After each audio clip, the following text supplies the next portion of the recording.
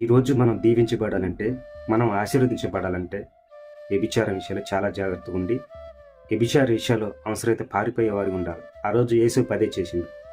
యేసేపు తన అన్నాల చేత అమ్మబడిన తర్వాత ఒక రాజుగారి యొద్ద ఉన్నప్పుడు పని చేస్తుండగా, యేసేపు అందానికి మైమర్చిపోయి రాజుగారి భార్య అతనితో శయనించమని చెప్పగా, ఆదికాండం 39వ అధ్యాయం 12వ వచనంలో అప్పుడు ఆమె అతని వస్త్రమును పట్టుకుని తనతో శయనించమని చెప్పగా, అతడు తన వస్త్రమును ఆమె చేతిలో విడిచిపెట్టి తప్పించుకుని బయటికి పారిపోయాను. చూసారా, వ్యభిచార విషయానికి వచ్చేకల్లా యేసేపు ఆమెను విడిచిపెట్టి గదిలో ఉండకపోయినా కానీ ఆమెను విడిచిపెట్టి పారిపోయాడు.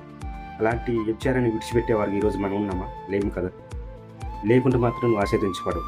ఉంటే యేసేపు లాంటి జీవితం నీలో ఉంటే, వ్యభిచారానికి దూరంగా ఉండేవాడిగా నువ్వు ఉంటే ఖచ్చితంగా నువ్వు ఆశీర్వదించబడతావు. అముఖంగా యేసేపు దేవునికి లోబడి ఉన్నాడు కాబట్టి అమ్మబడిన యేసేపు ఆ దేశానికి రాజుగా నియమించాడు.